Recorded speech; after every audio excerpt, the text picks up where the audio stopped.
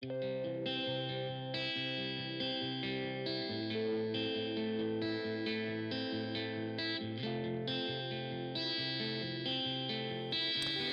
is a podcast by WellHouse Church, where we take a closer look and dig a little deeper into this week's sermon.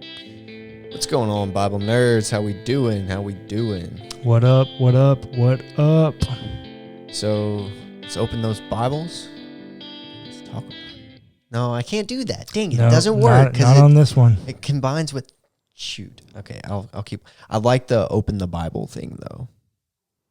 No? I mean, you do have to open the Bible to read the Bible, so... Yeah, so let's open the Bible. I don't know. I'm a little tired to be thinking about... ways to market this podcast better. Fair enough. I mean, dude, we've been doing this podcast for what, like 6 months now? 7 months? Well, this is episode 30. Mm-hmm. So more than half a year, because half a year would be 26 episodes. Okay. So, yeah, we're at about 7 months. So we've been doing this podcast about 7 months, and we're still working this stuff out. Well, that's funny. That's how it works. It happens. So I want to go back just for a second to our traditional Baptist roots and do a very traditional Baptist thing. I've got a praise report. Okay. Dig it. All right. So after last week's episode of A Closer Look, when we started recording that episode right before your sermon, okay, I have been trying to be more conscious about giving God everything that I can in one day. Just been way more conscious about it. And this morning, I saw the effects of it. Nice. I woke up wide awake at 5 a.m., very weird for me, if you guys don't know. Yeah. I'm not a morning person. Clayton is not a morning person. I woke up at 5 a.m., wide awake, and in a good mood. Wow.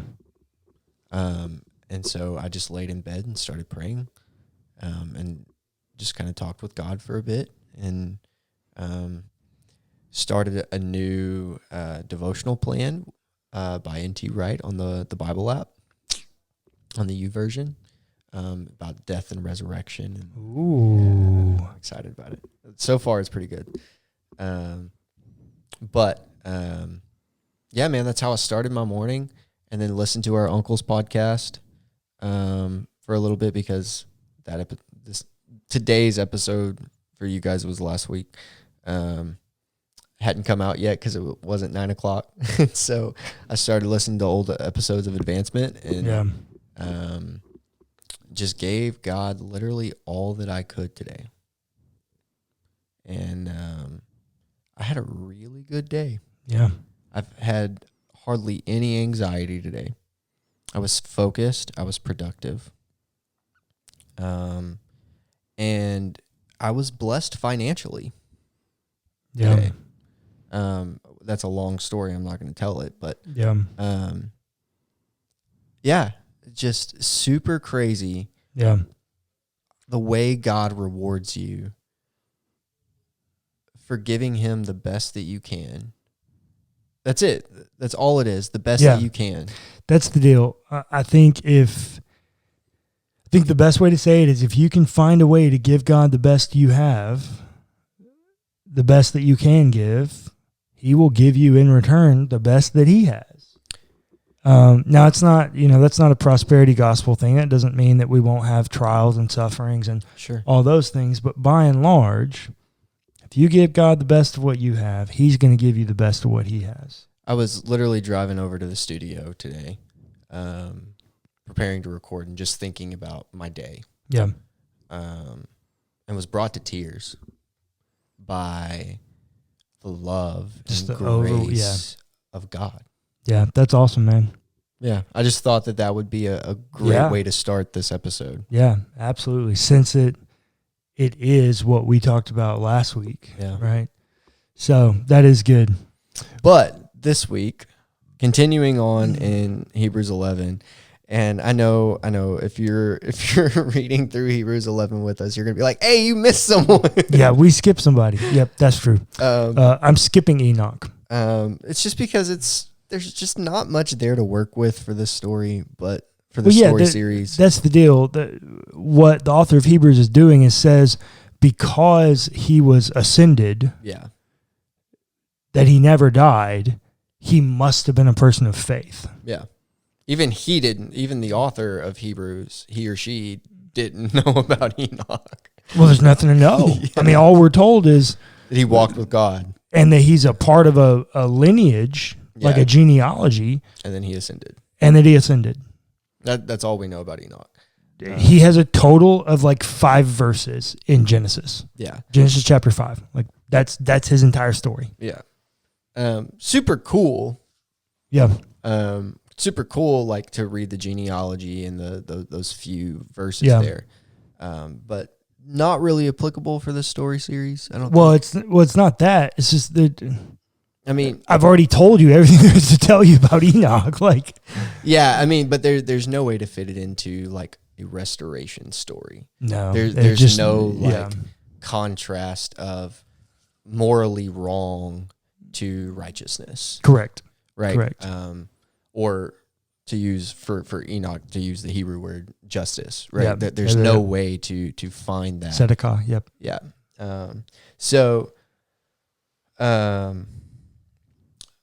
We're jumping to Abraham.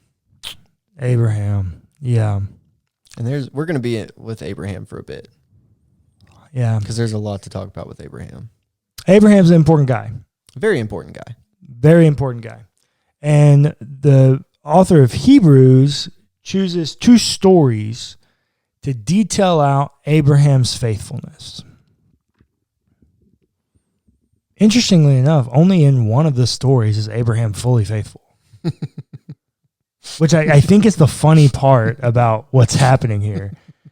So Abraham's story is recorded from Genesis 12 to Genesis, I think it's 28. I'm going to look this up real quick. Tower of Babel is in 11, descendants. Starts in 12. No, I know it starts in 12. I'm trying to see where he dies. Oh. Then I'm no help. Yeah, no. At least not right now. Goes through 25. 25. Abram dies in 25. So he takes up per capita more than anybody else in Genesis. He's talked about more. Well, no, because Genesis has like 50-something chapters. No. I mean, like just all of the main characters throughout Genesis. Abraham is the one that's talked about longest. Possibly because he's the father of the family of which the It's Israelites the lineage. comes from. Right. So probably because everything goes back to him. Yeah. That might be true. I mean, because he gets 12 chapters, and then you've got Jacob, or Isaac, Jacob, and Esau. And Joseph. And then Joseph, yeah. That are left, and they get 26 chapters between them. Yeah. So yeah, you're probably right. So an important dude. Even the author of Genesis thought he was a super important dude. Yeah, super important dude. Like, he cannot be overlooked. Everything about the Christian faith traces back to Abraham. Sure. And goes through Abraham. Abraham is the father of the promised people. And interestingly enough, Abram, he's actually originally found as Abram. Right. Then his name's changed. So he's Abram. And Abram is called in Genesis 12, and we're going to look at that because the author of Hebrews points out that this is a place where he is faithful. When God calls him to go, he goes. And the second place he says he's faithful is in the promise of an heir, which... We'll talk about that. Yeah, we're going to talk about it because he's not super faithful in that one. Not really. But, so let's go to Genesis chapter 12. Why can the author of Hebrews say that Abram is faithful when he's called? Because, as the text says in Genesis chapter 12, verse 1, now the Lord said to Abram, go from your country and your kindred and your father's house to the land that I will show you. I will make of you a great nation, and I will bless you and make your name great so that you will be a blessing. I will bless those who bless you, and the ones who curses you, I will curse, and in you all the families of the earth shall be blessed. So Abram went, as the Lord had told him. Now,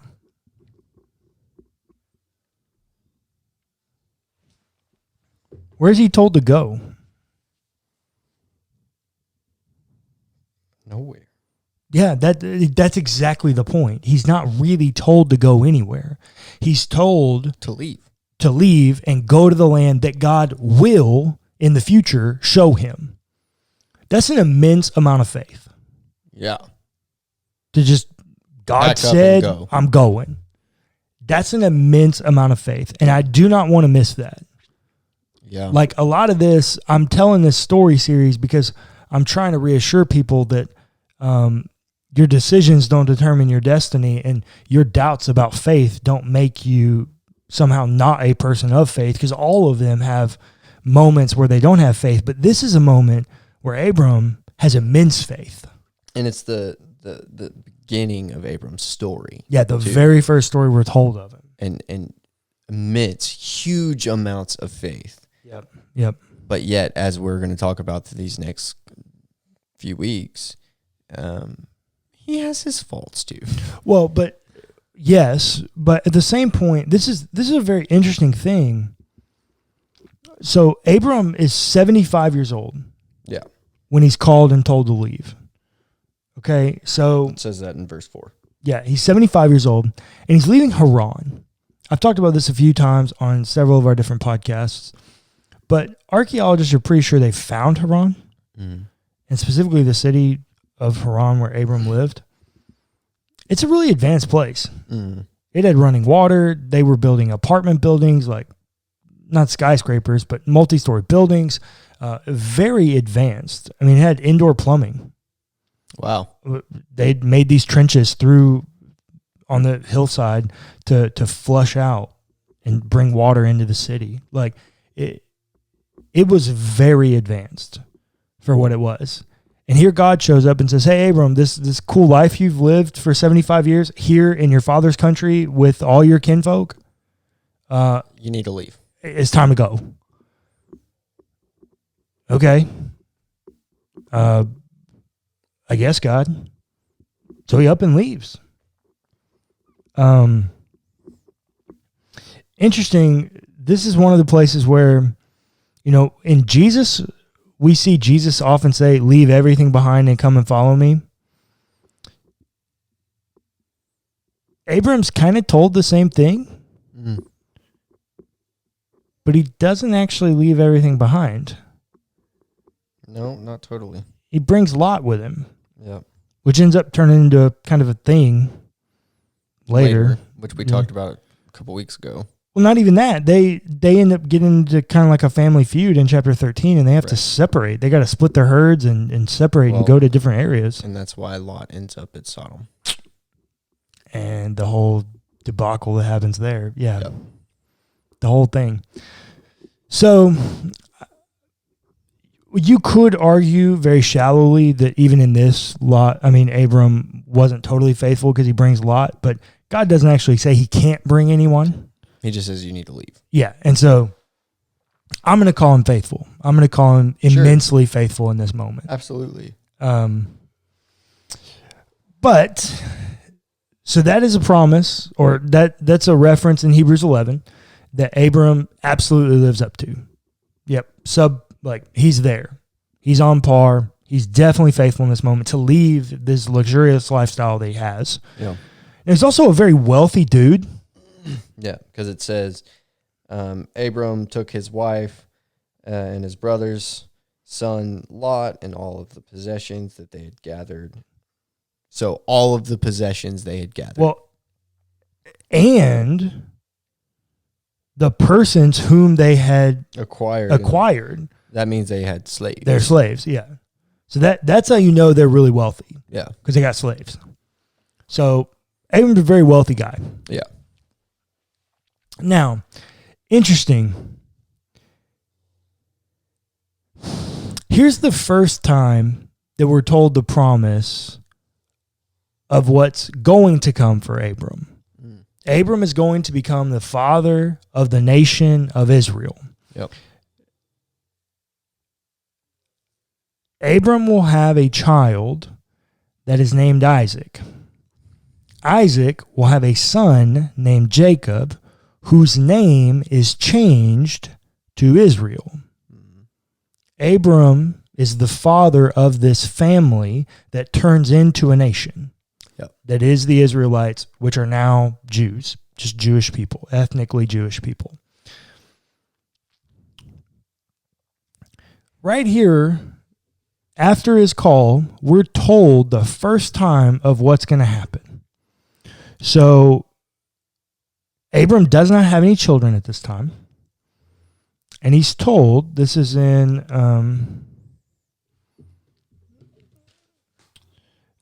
verse 6.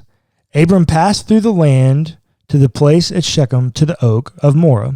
At the time the Canaanites were in the land. Verse 7, then the Lord appeared to Abram and said, to your offspring I will give this land. So he built there an altar to the Lord who had appeared to him.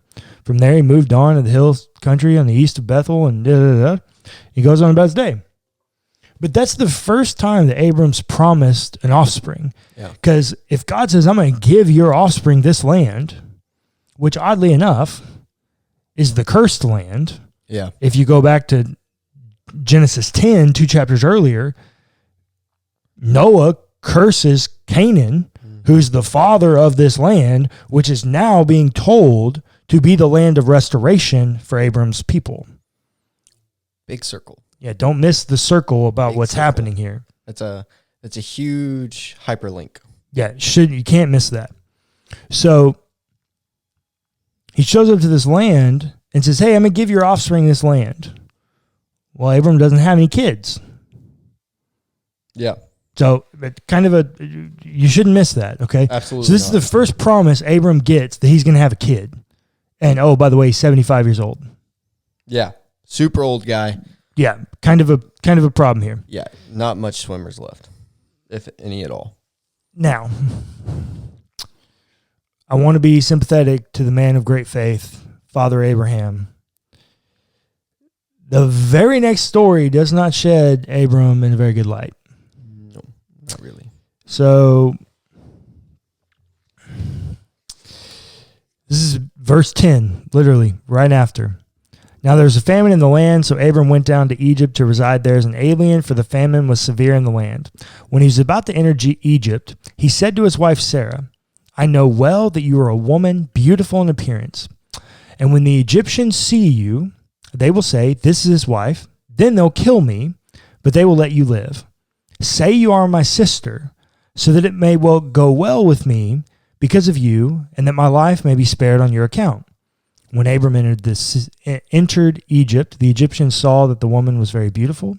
When the officials of Pharaoh saw her, they praised her to Pharaoh, and the woman was taken into Pharaoh's house.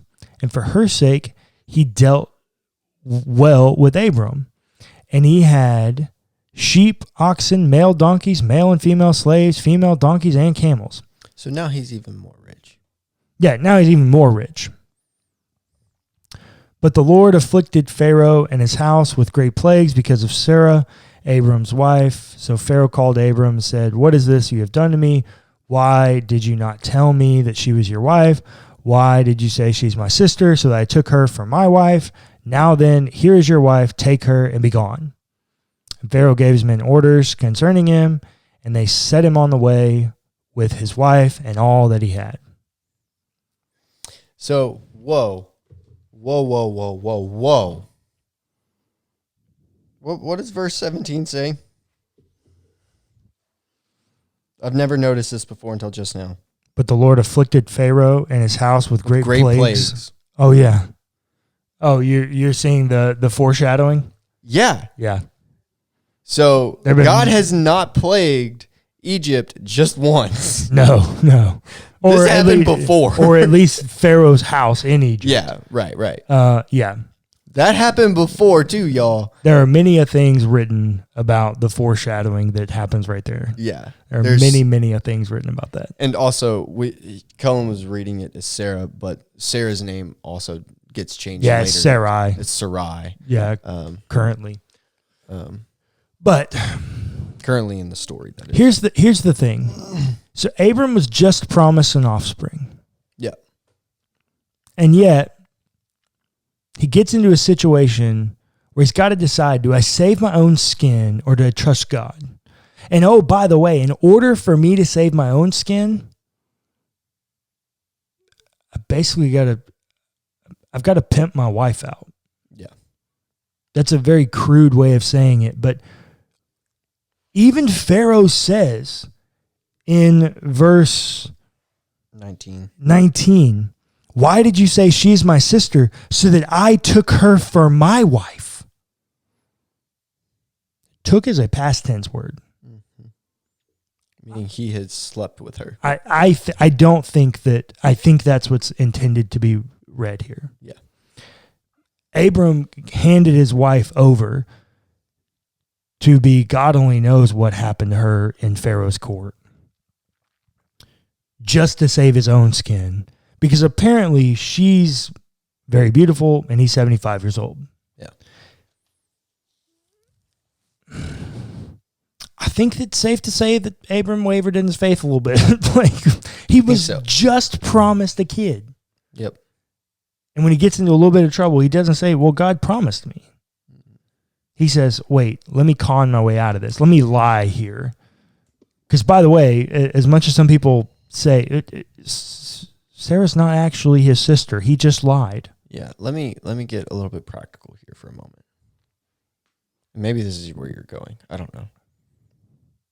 How many times have we done that? Yeah. Yeah, exactly. That's where you're going? Well, that's where the story goes. Yeah.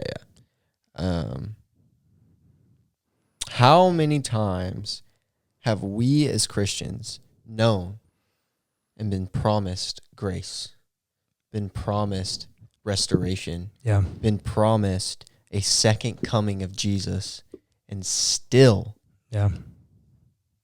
have doubts, still take things into our own hands and try to do things that only God himself can do? That's the great part about stories, is it's very easy to see ourselves in the stories.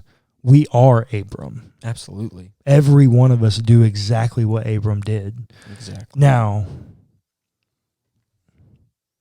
I get the culture is a little bit different and things. I don't know that I'm just handing my wife over to be prostituted or just to, like, whatever happens there. No, but there's other clearly things. It's sexual in nature, so I wouldn't do that. But Abram got different struggles than I have. Clearly, yeah. Also, nobody's threatening to kill me for my wife. So, this is not a shot at Abram. No, not at all. Like, this is just us. We're literally saying we are Abram. We're trying to help you see that, like, no matter how you see yourself, you're gonna screw up. Yep. And it's okay. Yep. God loves you. Yep. No matter what. Absolutely. Like, this mistake of Abram, and I'm pretty confident calling it a mistake. 100%. It doesn't determine Abram's destiny. Just like our decisions don't determine ours, his decisions don't determine his. Now, he does some really crappy things. Like, we're not gonna miss that. So we go on, and God comes back in chapter 15 and begins to tell Abram some more about the covenant he's making with him. And Abram's kind of pissed off at him, actually. Verse 3, Abram said, "You've given me no offspring." Like, what you doing, bro? Where's my kid? And so Abram and him are kind of having a conversation. And God continues to assure him, I'm going to give you an offspring. I'm going to give you an offspring. I'm going to give you an offspring. He says down here in verse 13, then the Lord said to Abram, Know this for certain, that your offspring shall be aliens in a land that is not theirs, and shall be slaves there, and they shall be oppressed for 400 years. But I will bring judgment on the nation that they serve, and afterwards they shall come out with great possessions. As for yourself, you shall go to your ancestors in peace. You shall be buried in a good old age. You shall come back here, yada, yada, yada. God's detailing all kinds of things out for him. Yeah. Telling him exactly what ends up happening. Story. Yeah, telling him exactly what ends up being recorded in Exodus. Yeah. God's laying it all out for him. You're going to have a kid. Chill out. This is on my time, not yours. And the way it's recorded, I don't know, I read it very peacefully, right? Like, I don't read it as God, like, trying to beat Abram over the head with this either. Like, he's not saying, oh, ye of little faith, right? Like, that's not what's happening here. Well, yeah, so I didn't... Like, that's not how I'm reading it. That's not what it's... No, it's definitely a reassuring thing. Yeah, I didn't read it, but verses 7 through 11 are actually God somewhat trying to prove his devotion to Abram there, because Abram says, how can I be sure that I'll possess it? And God says, we'll do this. And he makes a covenant. Yeah. So it's very much so a reassuring kind of experience. Sure. But Abram, once again, just doesn't get it right. Yeah. Chapter 16 is a story where Abram's wife, Sarah, she has a slave girl, a handmaiden, named Hagar. And it's actually Sarah's idea. And Sarah said to Abram, you see, the Lord has prevented me from bearing children. Go into my slave girl. It may be that I shall obtain children by her. And Abram listened to the voice of Sarah. That's not right, Abram. She's an Egyptian. You're trying to birth a kid out of the people that are going to enslave you. You were just told that Egypt's not the way to go. You just saw God put plagues on Pharaoh, which are being foreshadowed for Exodus, which is being told again to you 2 chapters later, and yet you choose to sleep with an Egyptian to have a kid, because that's somehow the promised offspring. No, bro. Nope. You got too many clues here that this ain't the way to do it. It's a bad idea. Yo. Bad idea. So, long story short. And then Abram said, okay, all day. All day, yeah. So, after Abram had lived 10 years in the land of Canaan, Sarah, Abram's wife, took Hagar the Egyptian, her slave girl, and gave her to her husband, Abram, as a wife. He went into Hagar, and she conceived. And when she saw that she had conceived, she looked with contempt on her mistress. Then Sarah said to Abram, may the wrong done to me be on you. I gave my slave girl to your embrace, and when she saw that she had conceived, she looked on me with contempt. May the Lord judge between you and me. So it's all Sarah's idea. Then she gets in a hissy fit about it. And Abram's response is, look, homegirl, she's your slave. Do what you want with her. Oh, by the way, this is also the mother of your kid, Abram. Yeah. The one that you were trying to force to be the promised kid. Yeah. We just got Father of the Year after Father of the Year after Father of the Year recorded in the Old Testament Genesis narrative. Mother ain't too great neither. No. I mean, the whole thing here is just abysmal. Yeah. And yet, the author of Hebrews can somehow say that Abram is faithful to the covenant. He's actually not. At all. No. For time's sake, I'm not going to tell it. But once again, we get a story. So in chapter 18,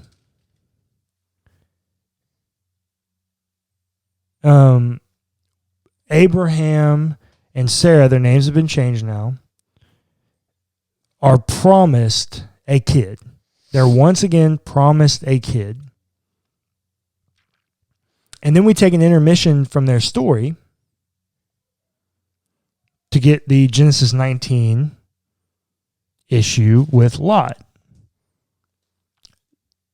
Then we pick up again in chapter 20. Okay, we resume with Abram's story in chapter 20. He does the same crap that he did in chapter 12 or 13 with Sarah being his sister again. He does it again. He's given a chance to not make the same mistake. He's just been in the same pattern, reassured of his promise. Then we resume, and once again,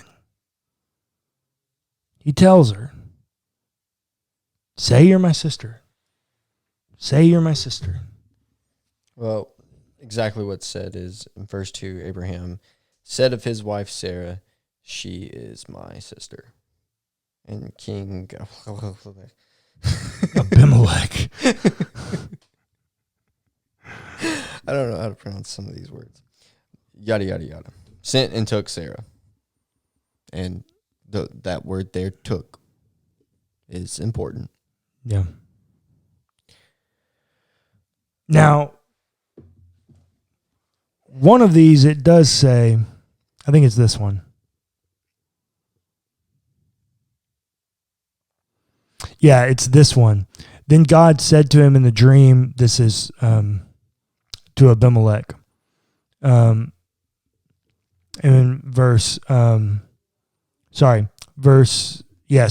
Abram said of his wife Sarah, she's my sister, and King Abimelech of Gerar sent and took Sarah. But God came to Abimelech in a dream by night and said to him, you are about to die because of the woman you have taken, for she is a married woman. Now Abimelech had not approached her, so he said, Lord, will you destroy an innocent people? Did he not himself say to me, she is my sister? And she herself said, he is my brother. And I did this in the integrity of my heart and the innocence of my hands. Then God said to him in the dream, yes, I know that you did this in the integrity of your heart. Furthermore, it was I who kept you from sinning against me. Therefore, I did not let you touch her. So at least this time we're told that she wasn't slept with. The last time we're not told that. Yeah, but the intention was the intention was absolutely for that. Yeah. I'm not sure why he took her and then went to bed. Maybe there were like wedding arrangements, something that he was trying to do or something. I don't know. But anyways, we're given the option, or Abram's given the option to do the thing right that he didn't do right the first time by giving her away. And he messes up again. And it's the exact same pattern. He's given a promise of a kid. He gives her away. He's given a promise of a kid. He gives her away. And oddly enough, after three failures of the same thing, in chapter 21, Isaac is born, the promised child. And right after Isaac is born, they kick out Hagar and Ishmael. Yep. The handmaid and her son. Which is where we get a large mess of hoopla. Oh, yeah. From throughout history. Yeah, I mean, Ishmael ends up fathering a group of people that become very, very big enemies of the of the Israelites. Esau ends up marrying a daughter of Ishmael, which is a whole thing about how that plays out, that Jacob I loved and Esau hated. And I mean, there's just so much that plays out here. Hoopla. And it's all because Abraham actually wasn't at every turn faithful to the covenant promise of God. Nope. But yet, once again, our decisions do not determine our destiny. That's right. God is still in control, and God has promised Abram, you're going to have an offspring, and this is what's going to happen. And even as much as you try to screw it up, Abram, because you are trying to screw it up apparently, I am in control. Because God is in control of your destiny. It's not yours to control. It's God's to control. It's your job to own the destiny that God has given you.